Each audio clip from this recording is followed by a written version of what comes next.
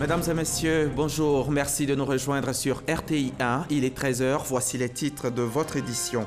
Amadou Gon Coulibaly est arrivé hier lundi à Oslo, la capitale norvégienne, pour prendre part à la conférence portant sur le mécanisme de financement mondial. En marge de ses activités, le Premier ministre a, dès son arrivée, échangé avec le Burkina Faso, le président burkinabé Roch-Marc Christian Kaboré. Les voiries de Cocody et du Plateau refont peau neuve. Les travaux de réhabilitation des axes de ces communes ont commencé en juillet dernier sous la supervision de l'AGEROUTE et du BNET. Il s'agit de travaux de renforcement du bitume, de création de voies piétonnes ou encore d'aménagement paysager. Le président camerounais Paul Biya, 85 ans, dont 36 au pouvoir, prête serment ce mardi pour un 7e mandat dans un climat de tension au lendemain de l'enlèvement de 79 élèves en zone anglophone frappés par un conflit armé. Vous le verrez en toute fin de journal. Un journal que nous ouvrons par le séjour du Premier ministre à Oslo. Amadou Gon Coulibaly est arrivé hier dans la capitale norvégienne pour prendre part à la conférence portant sur le mécanisme de financement mondial. En prélude à ce conclave, une table ronde s'est ouverte lundi matin. Une table ronde qui a porté sur les actions menées par plusieurs pays dans le cadre de l'amélioration de leur système de santé. En marge de ces activités, le Premier ministre a échangé avec le président burkinabé Roch-Marc Christian Kaboré. Le reportage sur place d'Herman Guivet. Le chef du gouvernement ivoirien, le Premier ministre Amadou Gon Coulibaly, est à Oslo. Accueilli par la délégation ivoirienne, Amadou Gon Coulibaly, présent dans la capitale norvégienne pour y représenter la Côte d'Ivoire à la conférence pour le refinancement du mécanisme de financement mondial. Une conférence pour mobiliser des ressources domestiques pour le financement des politiques de santé. Aussitôt arrivé, le chef du gouvernement ivoirien rencontre le président du Faso, son Excellence Roch-Marc Christian Kaboré. Il est porteur d'un message du chef de l'État, Alassane Ouattara. Je suis d'abord venu rendre visite au président Roch-Marc Christian Kaboré, président du Faso, pour lui transmettre les salutations fraternelles du président de la République de Côte d'Ivoire, son Excellence M. Alassane Ouattara. Vous savez que le président Roch-Marc Christian Kaboré est l'invité d'honneur de cette conférence de reconstitution au niveau du Fonds global. Et à ce titre, il avait adressé une invitation au président Ouattara pour être ici à Oslo, et le chef de l'État m'a désigné pour le représenter. Donc avant de rentrer dans mes activités, il était un devoir pour moi de venir le saluer et lui transmettre les salutations du président Ouattara. Nous avons, ce qui nous concerne, à prendre la parole pour dire ce que la Côte d'Ivoire fait en matière de santé, en matière de nutrition, pour les femmes, pour les enfants et les adolescents. Et plaider naturellement pour que la politique ambitieuse du gouvernement, sous la haute autorité du chef de l'État, puisse être soutenue, notamment par le Fonds mondial. Tel est l'objet de notre présence ici à Oslo. Face donc aux bailleurs de fonds, Banque mondiale et Fondation Melinda et Bill Gates, et devant les représentants venus de plus de 50 pays du monde, le Premier ministre Amadou Gon Coulibaly fera l'écho des actions engagées par le gouvernement ivoirien pour réduire le taux de mortalité des femmes et des enfants.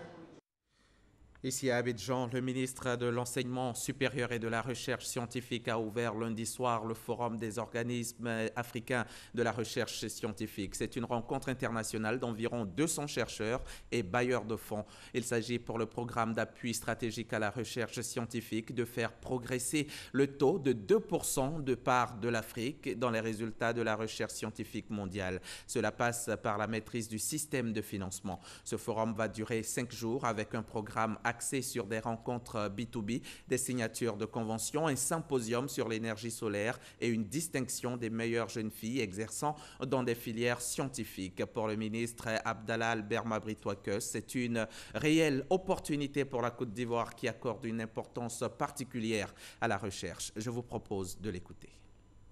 En Côte d'Ivoire, le financement de la recherche est assuré par 2 organismes de financement à titre principal. Ce sont le programme d'appui stratégique à la recherche scientifique en Côte d'Ivoire, le PASRES. Deuxième instrument, c'est le Fonds interprofessionnel pour la recherche et le conseil agricole, le FICA. Cette année, les efforts du ministère de l'Enseignement supérieur et de la Recherche scientifique, avec l'appui du PASRES, ont abouti à la création du Fonds national pour la science, la technologie et l'innovation, le FONSTI. C'est donc dans ce contexte d'intensification des efforts du gouvernement pour la consolidation de la redynamisation du cadre institutionnel et normatif de la recherche scientifique que se tiennent en Côte d'Ivoire les présentes rencontres, qui sont donc pour nous un réel motif de satisfaction et d'encouragement. La Côte d'Ivoire se met aux normes internationales en matière de lutte contre le terrorisme. Le garde des Sceaux, ministre de la Justice, Sanson Kambilé, a présenté hier aux députés de la Commission Sécurité et Défense de l'Assemblée nationale un projet de loi qui modifie la loi de 2015. Désormais, toute personne collectant des fonds pour le terrorisme et organisant le voyage de personnes pour des actes terroristes sera condamnée. Puis, c'est Ahmed Bakayoko qui a présenté un projet de loi sur les sanctions administratives applicables aux militaires. Les précisions de Kolo Touré. Deux projets de loi sur la table des députés ce lundi. Le premier porte sur les sanctions administratives applicables aux militaires. Il a été défendu par le ministre d'État Ahmed Bakayoko. Selon lui, il vient renforcer le régime de sanctions en vigueur depuis 2017. Cette loi va nous permettre de renforcer l'esprit de discipline. C'est important que les militaires et les gendarmes soient disciplinés. Et beaucoup font des efforts. Donc cet instrument va nous permettre de prendre des mesures dissuasives pour tous ceux qui ne se comportent pas comme il faut dans les armées et dans la gendarmerie. Je pense que cela est important. Nous avons besoin d'une armée républicaine, une armée disciplinée, une armée forte au service de la République qui protège les populations. Ce texte a été adopté à l'unanimité par la Commission Défense et Sécurité qui a également planché sur un deuxième projet porté cette fois par le garde des Sceaux, ministre de la Justice. Ce texte modifie la loi de 2015 sur la répression du terrorisme.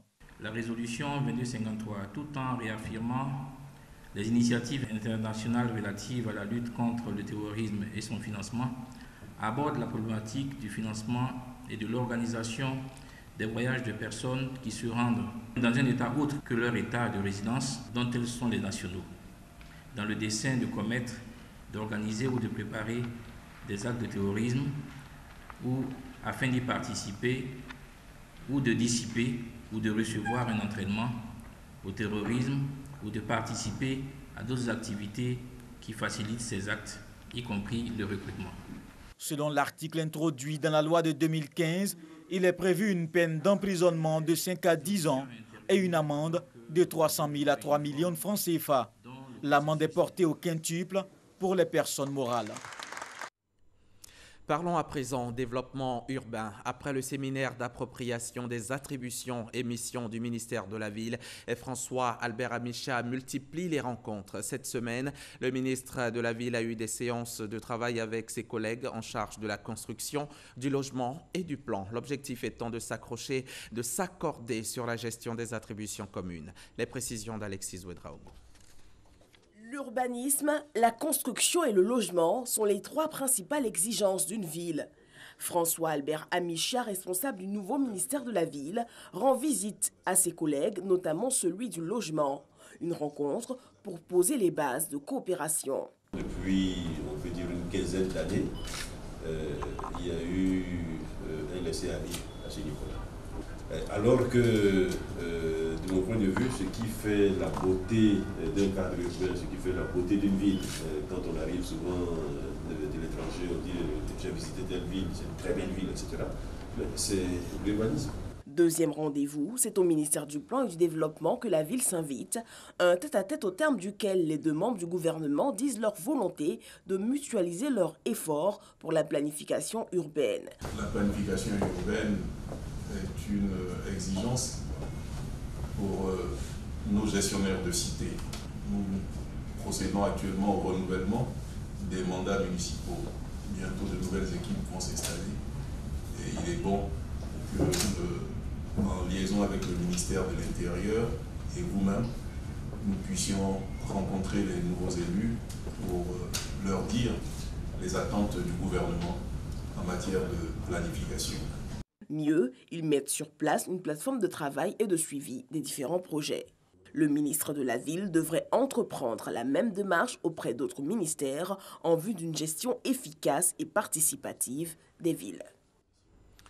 Vous vous en êtes peut-être rendu compte. Depuis quelques mois déjà, les voiries de Cocody et du Plateau refont peau neuve.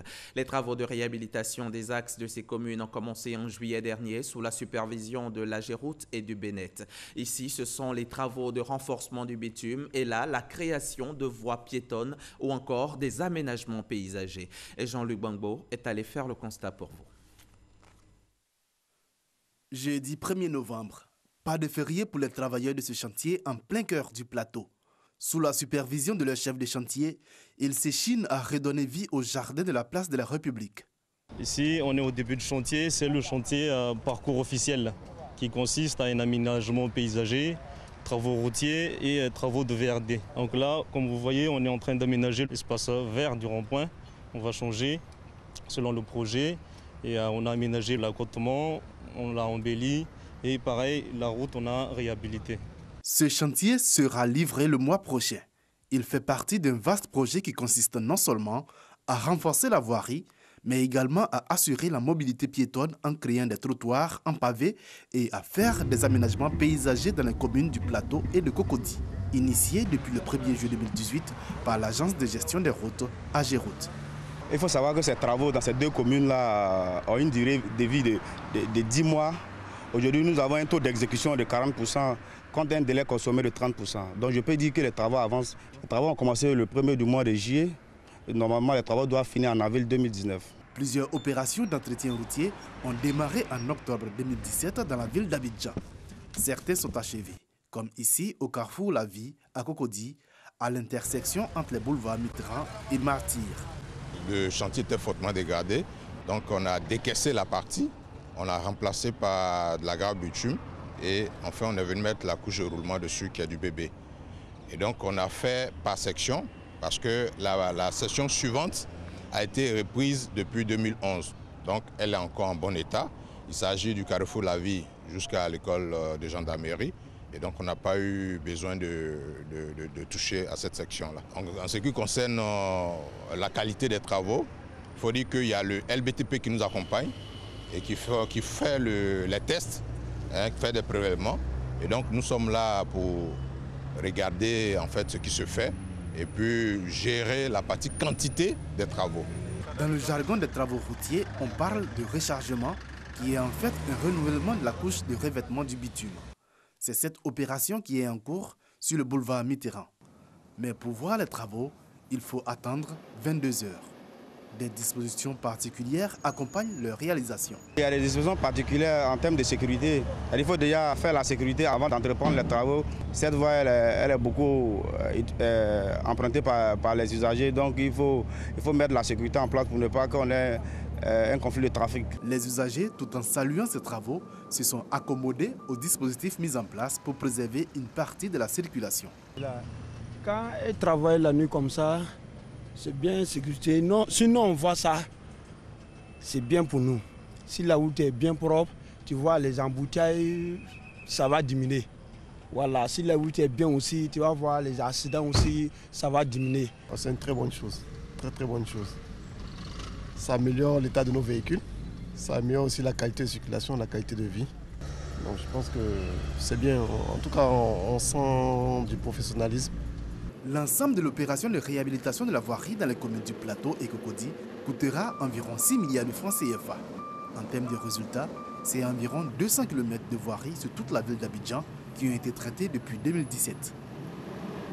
Reportage signé Jean-Louis Gbangbo.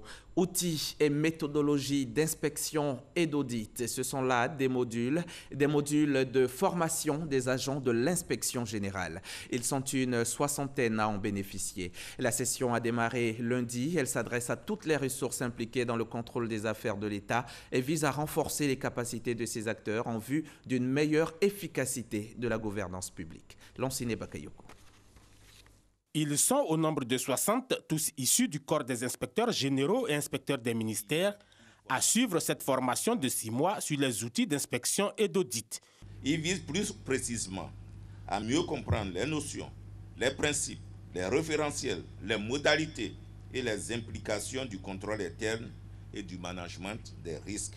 Ce cycle de formation est rendu nécessaire en raison des nouvelles réformes liées aux finances publiques et surtout des directives de l'Union économique et monétaire ouest-africaine, UEMOA, en matière notamment de bonne gouvernance.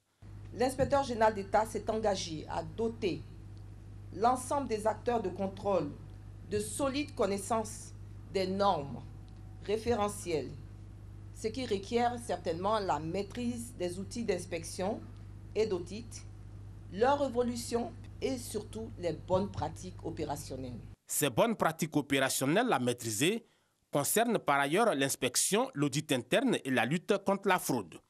Deux aspects vont essentiellement meubler les travaux. Le premier, théorique, est axé, entre autres, sur la revue des textes, les dispositifs techniques et leur évolution. Le deuxième, pratique, est orienté vers les exercices et études de cas. Notre conviction est que la formation et le renforcement des capacités constituent le meilleur levier pour tirer de chacun de chacune le meilleur de nous-mêmes, pour nous amener à nous surpasser et à nous donner les moyens de renforcer notre créativité et notre esprit d'innovation. Ce programme de formation commence en novembre 2018 pour s'achever en mars 2019 et se déroulera sur 5 sessions de 10 jours par mois. Par contre, c'est la fin de la formation de la 3e promotion des étudiants en médiation de l'Université catholique de l'Afrique de l'Ouest. Après une année de cours, ces étudiants, au nombre de 31, ont reçu leur diplôme hier lundi 5 novembre au siège de l'Institut, ici même à Abidjan. C'était en présence de nos reporters Olivier Iriebi et Abou Sanogo. Apporter leur contribution à la consolidation de l'unité nationale et favoriser le rapprochement entre différents protagonistes dans la société. Une vocation que s'est assignée ce groupe d'étudiants médiateurs qui vient d'achever sa formation à l'Université catholique de l'Afrique de l'Ouest, UCAO. Baptisé Promotion Stéphane Ben Simon, enseignant à l'Université catholique de Paris. Ces diplômés avec le nouveau sésame disposent désormais de compétences nécessaires pour faire face aux conflits qui affectent le quotidien. Désormais, nous portons en nous le label de qualité mondialement connu. Nous sommes Ben Simon Stéphane. Nous avons pu toucher du doigt, si je puis m'exprimer ainsi, différentes méthodes pour mener le processus de médiation sur le plan théorique et pratique. Le rôle du médiateur dans la société aujourd'hui est important pour la paix et le développement des relations interpersonnelles. Souvent, nous avons besoin d'un intermédiaire parce que quand c'est notre conflit personnel, le conflit nous aveugle et nous ne savons pas bien trouver une solution avec l'autre. Il faut que je trouve en moi cette force, il faut que quelqu'un m'aide et aide l'autre à trouver cette force intérieure. Aujourd'hui, on ne parle plus de la justice étatique. C'est vrai qu'elle existe, mais on souhaiterait que la justice étatique soit une justice qui a un visage humain. Et dans le caractère humain, il faut donc régler les conflits par une tierce personne qu'on appelle un médiateur, qui va donc écouter les parties pour faire ressortir les ressentis et résoudre le problème. Le cardinal Jean-Pierre Coutois, vice-grand chancelier de l'UCAO, et le représentant du président du Sénat, parrain de la cérémonie, ont exhorté les nouveaux médiateurs à exercer leur sacerdoce avec beaucoup d'efficacité. La modernisation de l'état civil est l'une des composantes majeures de la mise en place du registre national des personnes physiques. Pour maximiser les déclarations de naissance et des décès, il est apparu, après un diagnostic des experts, de repenser les mécanismes de collecte des informations sur les faits d'état civil. 3 régions ont été choisies pour un projet pilote d'enregistrement des naissances et décès dans les délais. La Nawa, le Boclé et San Pedro. San Pedro, justement, où le projet est à l'étape de la formation des nouveaux acteurs. Les détails avec Hugues Feblé. Point de collecte communautaire PCC, point de collecte sanitaire PCS et agents des bureaux d'état civil BEC, des terminologies nouvelles auxquelles il faudra désormais s'habituer dans le processus de déclaration des naissances et des décès.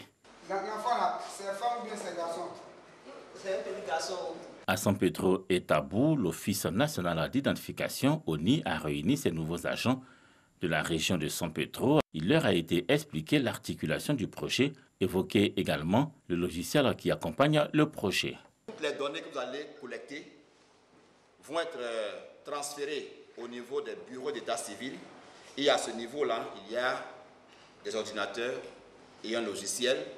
Dans un premier temps, ces données seront centralisées au niveau de la sous-préfecture et de la mairie. Et puis, le sous-préfet et le maire vont transmettre cela à l'ONU. Le projet est dans sa phase de collecte dans la région de la Nawa depuis bientôt 6 mois. Le centre d'Obroayo, en fin d'année, on a enregistré environ 350 déclarations de naissance. Mais à la fin du deuxième trimestre 2018, ce nombre avait été déjà dépassé. C'est dit que ce projet a eu un impact réel sur les déclarations de naissance. Contrairement à l'année passée également, où on n'a pratiquement pas enregistré de déclaration de décès dans les villages. Cette année, il y en a. Mais là encore, il y a des efforts à faire en termes de sensibilisation des populations. 3 régions, la Nawa, le Bokla et San Pedro, ont été choisies pour le projet pilote d'enregistrement des naissances et décès dans les délais, projet qui bénéficie de l'appui financier de l'UNICEF. En bref, sachez que sa divine béatitude, pape et patriarche d'Alexandrie et de toute l'Afrique, est arrivé à Abidjan hier lundi. Théodore II, qui dirige l'église orthodoxe d'Alexandrie et de toute l'Afrique depuis 2004, en est à sa première venue en Côte d'Ivoire. Il a été accueilli à sa descente d'avion par le ministre de la Culture et de la Francophonie, Maurice Kwaku Bandama. Vieille de plus de 2000 ans, l'église orthodoxe compte des fidèles en Côte d'Ivoire, des fidèles que le pape et patriarche d'Alexandrie et de toute l'Afrique, Théodore II, rencontrera lors de son séjour en terre ivoirienne. Direction l'église missionnaire prophétique de la Moisson, où les fidèles chrétiens ont témoigné hier dimanche leur reconnaissance, avant-hier dimanche, leur reconnaissance à Dieu. C'était lors d'un culte d'action de grâce. Les pèlerins de retour d'Israël ont manifesté leur gratitude à Dieu. Reportage Frédéric Oulaye dans un récit d'Abou Sanogo. C'est dans une ferveur de louange et d'adoration que les fidèles chrétiens de l'église missionnaire prophétique de la Moisson ont célébré un culte d'action de grâce ce dimanche. Ce moment de communion est une occasion pour eux d'exprimer leur reconnaissance à Dieu pour avoir permis à plusieurs de leurs d'effectuer le pèlerinage en Israël. C'est un rêve que Dieu a réalisé, car tout un chrétien, enfant de Dieu, voudrait quand même aussi expérimenter les réalités de la Bible. Nous avons la parole de Dieu, il y a toute l'histoire de Dieu, mais il faut quand même vivre un peu la chose pour fortifier la foi. Et c'est cela qui a amené notre frère à faire ces rêves que Dieu a réalisés.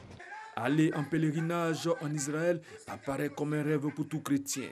Aujourd'hui, ce rêve réalisé dans la vie de ces 10 fidèles chrétiens de la dite communauté et autres églises, ils ne manquent pas de témoigner leur gratitude au Tout-Puissant et exhortent à l'amour du prochain. Nous sommes allés, nous avons prié pour la Côte d'Ivoire, nous avons prié pour nos frères et sœurs et je sais que l'Éternel touchera le cœur de nos dirigeants afin que le pays ait la paix et continuera avec la paix. Il est très important de connaître la Bible, mais aller sur les lieux et marcher dans les pas de Jésus, c'est encore plus important parce que ça fait grandir notre foi. Cette visite en Terre Sainte aura permis aux pèlerins chrétiens de vivre les réalités du christianisme inscrites dans les Saintes Écritures.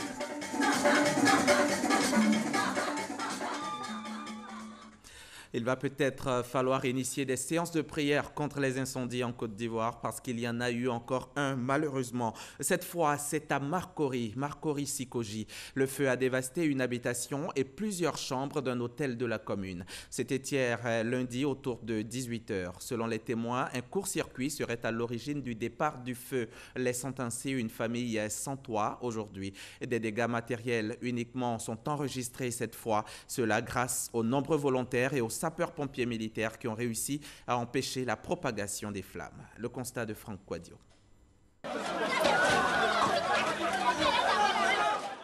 Des jeunes sur la toiture d'une habitation.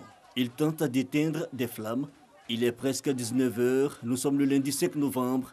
Le feu, au fil des minutes, gagne en intensité. Les volontaires puis les pompiers arriveront cependant à empêcher la propagation des flammes aux maisons voisines. À l'arrivée de notre équipe de reportage, il est 21h.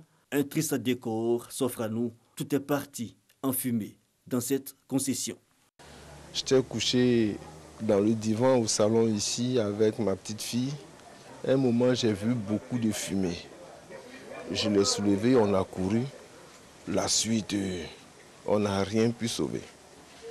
C'est allé très très vite. On a disposé peut-être de 30 secondes pour sortir de la maison. La maison voisine, un hôtel. Ici, plusieurs chambres ravagées par les flammes. J'étais dans une chambre, l'une des chambres, je nettoyais une chambre et puis étant dans la chambre, j'ai entendu des cris qu'il y a feu, il y a feu. Et puis je suis sorti, il y a une seconde entrée, je suis sorti par là, j'ai regardé par l'arrière et j'ai vu sur les voisins, il y a eu assez de fumée. Les raisons du sinistre, pas encore élucidées. Certains témoins parlent toutefois de court-circuit électrique. On parle également santé dans ce 13h. Une douzaine de syndicats du secteur de la santé ont lancé un mot d'ordre de grève de 5 jours à compter d'hier lundi. Dans la région de Bouaké, au CHU de Bouaké, le service minimum est assuré. Les patients qui s'y rendent sont reçus et l'on s'occupe d'eux. Reportage Kader Sogodogo de la station régionale RTI Bouaké. Centre hospitalier universitaire de Bouaké, le directeur général constate le fonctionnement du service minimum suite à une grève qui frappe le secteur de la santé. Il y a un infirmier qui est là pour le service minimum, il y a des internes du service qui sont là. Il y a quand même un service minimum dans tous les services d'urgence pour accueillir tous les cas d'urgence qui vont venir. Au CHU, les patients se sentent bien reçus. J'ai été victime d'un accident, ils m'ont bien accueilli. Donc on attend pour commencer les soins. Je ne sais pas qu'il y a une grève. Bon, j'ai accouché le mercredi. J'avais des petites douleurs que je suis venue pour voir qu'est-ce qu'on peut faire pour moi. Et le médecin m'a reçu, m'a rassuré, puis m'a prescrit un anti-inflammatoire. Dans les centres périphériques, le constat est tout autre. Les patients en font les frais. On peut dire en quelque sorte, c'est eux qui nous sauvent la vie. Donc la maladie elle ne prévient pas. Moi et ma fille, quand on ne se sent pas bien, on vient aujourd'hui et il y a une grève. Donc là c'est compliqué. Des explications avec l'accord santé région de Bouaké. Nous nous sommes entretenus avec l'administration pour leur faire le point pratique de ces services minimums. Dans les structures qui ont été désignées, il y a toutes les urgences qui existent au CHU. Il y a les blocs opératoires, il y a les services de réanimation, il y a également la salle d'accouchement. Ils sont 12 syndicats qui ont signé cet arrêt de travail qui va durer 5 jours. Ils sont pour la plupart des infirmiers, des sages-femmes, des aides-soignants et d'autres fonctionnaires du ministère de la Santé et de l'Hygiène publique. Le syndicat national des cadres supérieurs de la santé, Sinakasi, n'est pas signataire de ce préavis de grève. Et par conséquent, le bureau exécutif national invite tous ses militants et sympathisants à ne pas prendre part à ce mouvement de grève, mais de rester mobilisés et à l'écoute de leur syndicat. Signé des mains du secrétaire général Akwes Esso Guillaume. Au Cameroun, Paul Biya prête serment ce mardi pour la 7e fois. Au Niger, le gouvernement adopte un projet de loi afin de réinsérer les repentis de Boko Haram. Et aux États-Unis, ce sont les mi-mandats, les midterms, les élections donc de mi-mandat qui ont lieu ce jour. C'est l'actu en bref et c'est commenté par Olivier Iriebi et Abou Sanogo.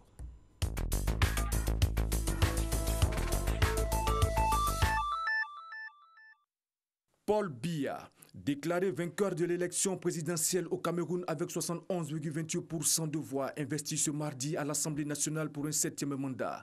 Le président va prêter serment dans un contexte politique et social assez tendu, marqué par des contestations de sa victoire par les militants du MRC et par la crise sécuritaire dans les régions anglophones.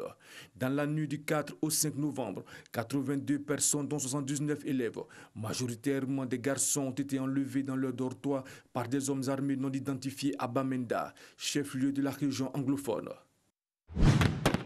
Depuis quelques jours, l'armée nigérienne mène des opérations antiterroristes à la frontière avec le Burkina Faso.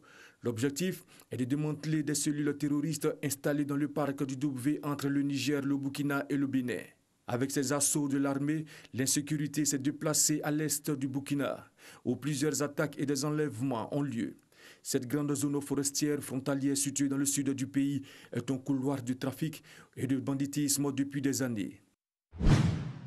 Plus de 250 millions d'électeurs américains sont appelés à voter ce mardi dans le cadre des élections de mi-mandat, les mi-termes. Des élections qui pourraient permettre au Parti démocrate de récupérer la majorité de l'une des deux chambres du Congrès, le Sénat ou la Chambre des représentants actuellement dominée par le Parti républicain. Ce même jour, les électeurs vont également choisir les gouverneurs et leurs élus locaux. Bien que n'étant pas une élection présidentielle, ces scrutins au plan fédéral et local ont un enjeu très important cette année. C'est la fin de ce journal. Merci de l'avoir suivi. Merci de votre confiance à notre antenne.